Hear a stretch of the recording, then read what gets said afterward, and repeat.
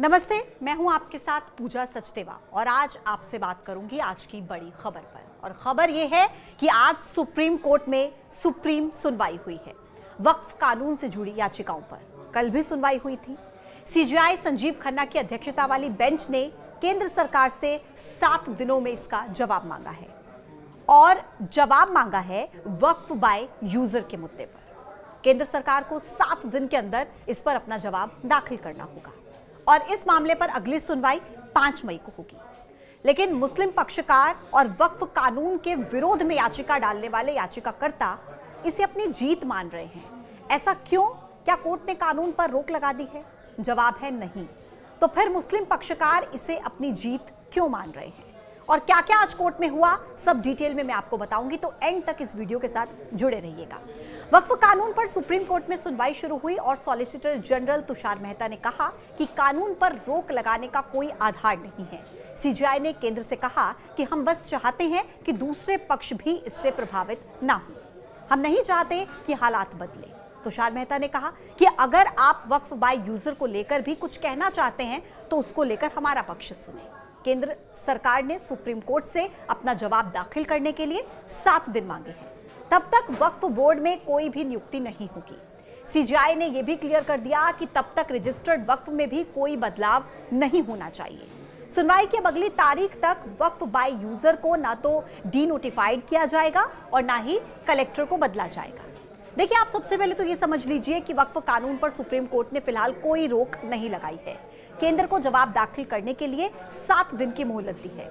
इस दौरान वक्फ by user में कोई बदलाव नहीं किया जाएगा और वक्फ बोर्ड में नई नियुक्तियों पर रोक रहेगी। लेकिन इसको लेकर देखिए जो बयान सामने आ रहे हैं आपको वो बताते हैं। कांग्रेस के नेता इमरान प्रतापगढ़ी, उन्होंने सुप्रीम कोर्ट को धन्यवाद कहा। उन्होंने कहा कि हम सर्वोच्च न्यायालय की आज की कार्रवाई से बहुत खुश हैं। आज संविधान की जीत हुई है। देश संविधान से चलेगा, सरकार की मर्जी से नहीं। आगे हम और बेहतर राहत की उम्मीद करते हैं। उन्होंने कहा कि अगले 1 हफ्ते तक सरकारी तौर पर वक्फ की जमीनों को नहीं लूटा जाएगा। ये बिल पूरी तरह से कॉन्स्टिट्यूशन के खिलाफ है। जो अमेंडमेंट लाए गए थे वो सिर्फ और सिर्फ वक्फ की ज़मीनों को हड़पने के लिए सरकार की एक कोशिश थी, एक साजिश थी। और मुझे खुशी है कि माननीय उच्चतम न्यायालय और माननीय मुख्य न्यायाधीश महोदय इस बात को समझ रहे हैं और जो उन्होंने पॉइंट्स रखे हैं उससे पता चलता है कि भविष्य में हमें और बेहतर रिलीफ मिलेगी। इनके बाद एआईएम से सांसद असदुद्दीन ओवैसी ने कहा कि वक्फ बाय यूजर पर सुप्रीम कोर्ट ने स्टे लगाया है और वक्फ बोर्ड की नियुक्ति पर स्टे लगाया है। हम पूरे कानून को ही असंवैधानिक मानते हैं। यह आर्टिकल 14, 15, 25 और 26 का उल्लंघन है। इस एक्ट के खिलाफ हमारी कानूनी लड़ाई जारी रहेगी। मैं joint working committee of parliament का मेंबर था। जितने अमेंडमेंट सरकार ने उसमें लाए थे हमने उसकी मुखालिफत की और हमने डाइसेंट रिपोर्ट दिया। पार्लियामेंट में भी मैंने उस पूरे बिल की मुखालिफत की। तो ये कहना कि मैं दूसरे बिल के प्रोविजंस को मान लूंगा, ये सवाल पैदा नहीं होता। हम पूरे उस बिल को उस एक्ट को अनकॉन्स्टिट्यूशनल मानते हैं और ये आर्टिकल 25, आर्टिकल 26, 14 और 15 और 29 का ग्रेव वायलेशन है। ये हम पहले से ही बोल दिया है और आज फिर आपके सामने रिपीट कर रहा हूँ। फिर आप विधायक अमानतुल्लाह खान, उन्होंने कहा कि मैं सुप्रीम कोर्ट का तहे दिल से शुक्रगुजार हूँ। इस मुल्क को बचाने में उन्होंने साथ दिया। आज हम इस फैसले से पूरी तरह से मुतमईन यानी कि संतुष्ट हैं। उन्होंने कहा कि हम चाहते थे जैसा वैसा ही हुआ। बीजेपी नफरत फैलाने की कोशिश कर रही है।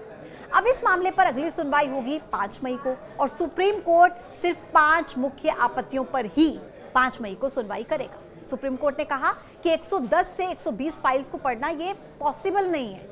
ऐसे में ऐसे 5 पॉइंट्स तय करने होंगे, सिर्फ 5 मुख्य आपत्तियां जिन पर सुनवाई होगी। सभी याचिकाकर्ता मुख्य बिंदुओं पर अपनी सहमति बना ले, नोडल काउंसलिंग के जरिए इन आपत्तियों को तय करें। आज जिन याचिकाओं में आपत्ति जाहिर की गई उनमें मुख्य तौर पर जो बातें कही गई थी उनके मुख्य पहलू मैं आपको बता रही हूं कि ये कानून संविधान के अनुच्छेद 14, 15, 25 जो कि धार्मिक स्वतंत्रता का है और 26 जो कि धार्मिक मामलों के प्रबंधन की स्वतंत्रता का है, 29 जो कि अल्पसंख्यक अधिकार से जुड़ा है और 300A जो कि संपत्ति के अधिकार से जुड़ा है उसका उल्लंघन करता है।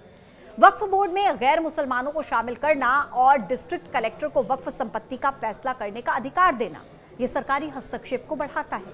ये कानून मुस्लिम समुदाय के साथ भेदभाव करता है क्योंकि अन्य धार्मिक ट्रस्ट पर समान प्रतिबंध नहीं है। अब नजर रहेगी 5 मई को कोर्ट के फैसले पर कि क्या फैसला कोर्ट की तरफ से, सर्वोच्च न्यायालय की तरफ से इस पर दिया जाता है। आज के वीडियो में इतना ही। कल फिर आपसे होगी मुलाकात एक नए टॉपिक के साथ। तब तक के लिए आप देखते रहिए न्यूज़ 18। नमस्कार।